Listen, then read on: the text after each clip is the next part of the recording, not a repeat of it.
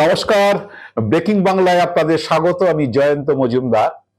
অবশেষে দোলাচল কাটলো যে অন্নপূর্ণা ভান্ডার সমস্ত যারা লক্ষ্মীর ভান্ডারের উপভোক্তা ছিল তারা সকলে পাবেন কিনা সেই নিয়ে দোলাচল কেটেছে।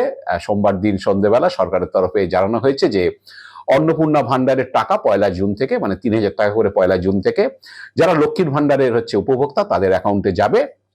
তবে কিছু বিধিনিষেধ আছে, আমি সেটা নিয়ে আলোচনা করব। এবং অনেকে যেটা বলছিল যে অন্নপূর্ণা ভান্ডারে সবাই পাবে কিনা, সব আয়ের যে সমস্ত পরিবার রয়েছে, উচ্চ আয়ের পরিবার তারা পাবে কিনা, সে সমস্ত ধোঁয়াশা কাটানো হয়েছে। এবং পাশাপাশি আরেকটা ধোঁয়াশা তৈরি হয়েছে, সেটা হচ্ছে যে আয়ুষ্মান ভারত এবং স্বাস্থ্য সাথী এই দুটো পাশাপাশি চলবে কিনা বা কোনটা চলবে সেটা নিয়ে একটা ধোঁয়াশা তৈরি হয়েছে। সেটা এখনো সরকারের পক্ষ থেকে পরিষ্কার করে কিছু বলা হয়নি, যদিও মুখ্যমন্ত্রী বলেছেন যে সমস্ত সামাজিক প্রকল্পই চালু থাকবে, কোনোটাই বন্ধ হবে না। তো আমি সেই ভিডিও নিয়ে বিস্তারিত আসছি সেই বিষয়টা নিয়ে, এবং আপনাদের কাছে অনুরোধ করছি যারা এখনো আমার চ্যানেলটি সাবস্ক্রাইব করেননি তারা সাবস্ক্রাইব করুন, আপনাদের কাছে অনুরোধ। এবং বেল বাটনটি প্রেস করুন, অল অপশন বাটনটি চাপুন যাতে আমার ভিডিও পেতে পারেন। আর ভিডিও ভালো লাগলে বন্ধু বান্ধবদের কাছে শেয়ার করুন। আসছি বিস্তারিত বিষয় যে সোমবার দিন মুখ্যমন্ত্রী শুভেন্দু অধিকারীর নেতৃত্বে মন্ত্রিসভার প্রথম বৈঠক হয়েছে। সেই বৈঠকে বেশ কিছু সিদ্ধান্ত হয়েছে যেটি মুখ্যমন্ত্রী ঘোষণা করেছেন। তো তার মধ্যে রয়েছে 5 বছরের ঊর্ধ্বসীমা বাড়ানো, সরকারি চাকরিতে বয়সের ঊর্ধ্বসীমা 5 বছর বাড়ানো হয়েছে। 45 দিনের মধ্যে বিএসএফকে জমি হস্তান্তর করা হবে কাঁটাতারের বেড়া দেওয়ার জন্য সীমান্তে। এবং আয়ুষ্মান ভারত প্রকল্পের পশ্চিমবঙ্গকে যুক্ত করা হয়েছে। বিভিন্ন কেন্দ্রীয় প্রকল্পে রাজ্যকে যুক্ত করা হয়েছে। ভারতীয় ন্যায় সংহিতা বাংলায় কার্যকর হচ্ছে। এবং বিজেপির যে সমস্ত নিহত 321 জন কর্মীর পরিবারের দায়িত্ব সরকার নিচ্ছে। এবং জনগণনা সংক্রান্ত গত বছরের যে নির্দেশ সেটা কার্যকর হবে। তো তারপরে যে সাংবাদিকরা শুভেন্দু অধিকারীকে প্রশ্ন করেছিলেন যে স্বাস্থ্য সাথী চালু থাকবে কিনা, তখন শুভেন্দু অধিকারী বলেছেন যে সমস্ত প্রকল্প 10, 20, 30 বছর ধরে চলছে সামাজিক প্রকল্প, সেই সামাজিক প্রকল্প সবগুলোই চালু থাকবে। তো শুভেন্দু অধিকারী কি বলেছিলেন আমি আপনাদের একটু শুনিয়ে দিই। কোন চালু থাকা সামাজিক প্রকল্প বন্ধ হচ্ছে না। কোন সামাজিক চালু থাকা প্রকল্প, এটা আমরা আমাদের কর্মসূচি প্রচারকালীনও বলেছি। কোন চালু থাকা সামাজিক প্রকল্প সে 30 বছর আগের হতে পারে, 10 বছর আগের হতে পারে, কোন সামাজিক প্রকল্প আমরা বন্ধ করছি না। আপনারা শুনলেন যে সমস্ত সামাজিক প্রকল্পই চালু থাকবে, মানে পূর্বতন তৃণমূল সরকার যে প্রকল্পগুলো চালু করেছিল। তো এই সামাজিক প্রকল্প বলাতে তৃণমূল আবার শুভেন্দু অধিকারীকে কটাক্ষ করেছেন। কারণ তারা বলছেন যে এই বিজেপি বা এই শুভেন্দু অধিকারী বা বিজেপির নেতৃত্ব বারে বারেই এই সমস্ত যে লক্ষ্মীর ভান্ডার, যুবসাথী, এই ধরনের যেগুলো নগদে যে বেনিফিশিয়ারিদের কাছে টাকা যায় সেগুলোকে তারা ভিক্ষা বলেছেন, তারা ভাতা বলেছেন। তো সেই নিয়ে যে এগুলো দিয়ে ভোট কেনার চেষ্টা হয়েছে। তো এখন সেই শুভেন্দু অধিকারী সেগুলোকে সামাজিক প্রকল্প বলছেন। এই নিয়ে কটাক্ষ হয়েছে। যাই হোক, তো সন্ধ্যেবেলা যেটা জানানো হয়েছে সরকারি তরফে যে 1 জুন থেকে মহিলাদের অ্যাকাউন্টে, মানে যারা লক্ষ্মীর ভান্ডার পান তাদের অ্যাকাউন্টে 3,000 টাকা করে যাওয়া শুরু হবে। তবে সবাই পাবেন না, কারণ যে যারা যাদের নাম যে ভোটার তালিকায় নেই, মানে যারা অভারতীয়, মানে অনেকে আপনারা জানেন যে 35 লক্ষ ভোটারের নাম বাদ গিয়েছে যারা ট্রাইব্যুনালে অ্যাপিল করেছে, তারা যতক্ষণ না পর্যন্ত ভোটার তালিকায় নাম তুলতে না পারবেন ততক্ষণ পর্যন্ত তাকে, যেহেতু বৈধ ভোটার নন, তাকে বৈধ নাগরিক হিসাবে স্বীকৃতি দেওয়া হবে না। ফলে তাদের হয়তো টাকা আটকে যেতে পারে। সেই রিভিশন চলছে, মানে 1 জুনের আগে পর্যন্ত, মানে এই মাসে সেই রিভিশন চলবে। এবং যারা মৃত, মানে এই উপভোক্তারা যারা মৃত হিসাবে এই তালিকা থেকে বাদ পড়েছেন কিন্তু তারা উপভোক্তা ছিলেন লক্ষ্মী ভান্ডারে, তাদেরকেও নাম্বার দেওয়া হবে। তো এইসব রিভিশন করার পরই 1 জুন থেকে চালু হবে। পাশাপাশি 1 জুন থেকে মহিলারা, যেটা বিজেপি প্রতিশ্রুতি দিয়েছিল ভোটের সময়, যে মহিলারা 1 জুন থেকে সরকারি বাসে মহিলারা বিনা পয়সায় যাতায়াত করতে পারবেন। তো এই প্রতিশ্রুতি হয়েছে। তবে পশ্চিমবঙ্গকে আয়ুষ্মান ভারতে যুক্ত করার ক্ষেত্রে করা হয়েছে বলে অনেকে ধোঁয়াশার মধ্যে রয়েছেন। কারণ আপনারা জানেন যে আয়ুষ্মান ভারতে যে ক্রাইটেরিয়া, যেটা 2011 সালের সোশিও ইকোনমিক কাস্ট সেন্সাস যেটা হয়েছিল এসসিসিসি, সেই অনুযায়ী তালিকাভুক্ত দরিদ্র পরিবার এবং 70 বছর বয়সের বেশি যারা, সেই নাগরিকরা আয়ুষ্মান ভারতে যুক্ত হতে পারে এই দরিদ্র পরিবারের মধ্যে।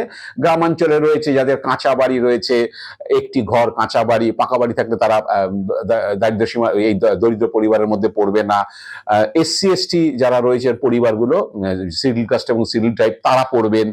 এবং ভূমিহীন যারা রয়েছেন, যারা ভিক্ষার উপর নির্ভরশীল বা যারা হচ্ছে অনিয়মিত কৃষি শ্রম থেকে আয় করেন, তারা এগুলোর মধ্যে পড়বেন।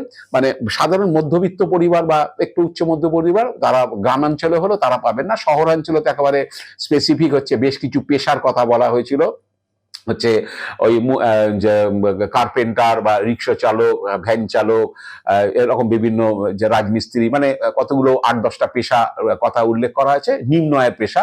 সেই পেশাতে যারা থাকবেন তারাই একমাত্র পাবেন, কিন্তু চাকরিজীবী বা একটু আর্থিক অবস্থা ভালো সেই সমস্ত পরিবার তারা পাবেন না।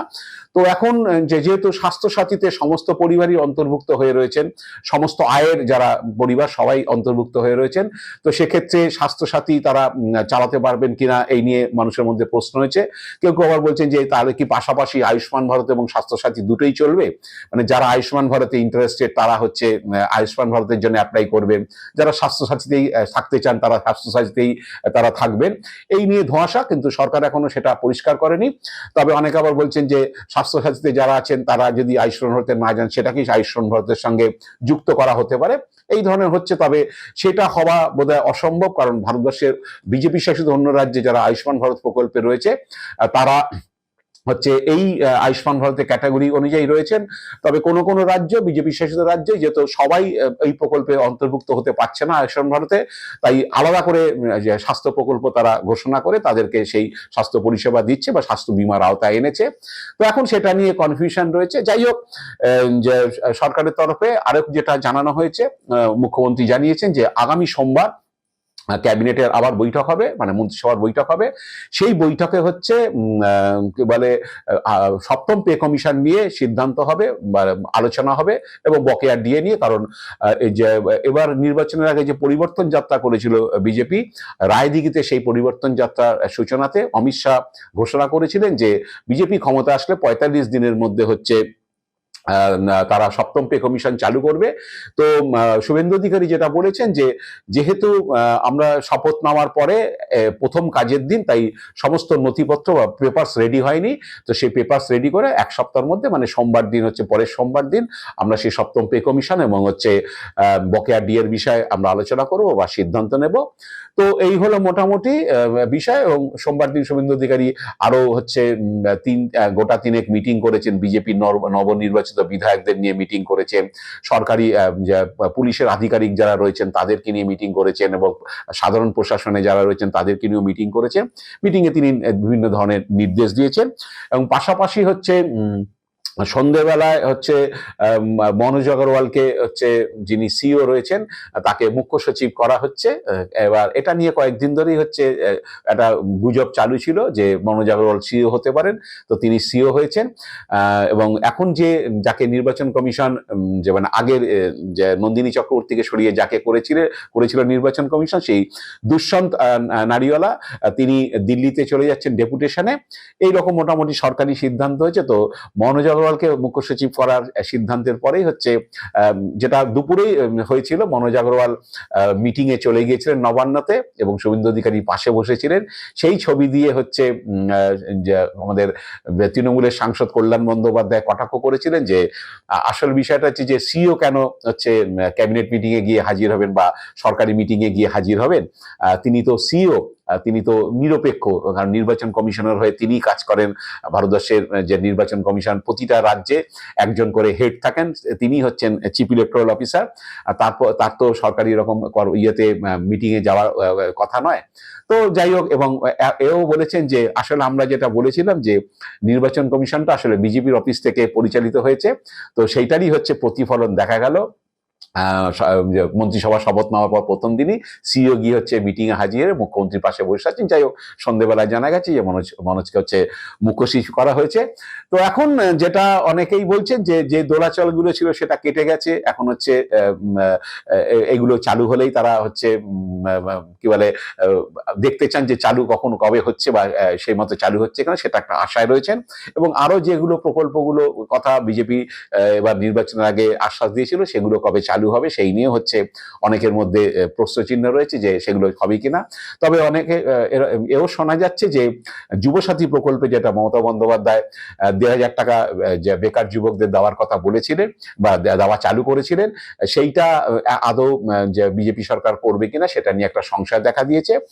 কারণ কেউ কেউ আবার বলছেন যে মমতা বন্দ্যোপাধ্যায় এই প্রকল্প চালাতেন না বেশি দিন, সেটা হয়তো বিজেপি 3,000 টাকা মানে ডবল টাকা দেবে বলেছিল নির্বাচনী প্রতিশ্রুতি দেওয়ার সংকল্পপত্রে যে তাদেরকে 3,000 টাকা করে দেওয়া হবে।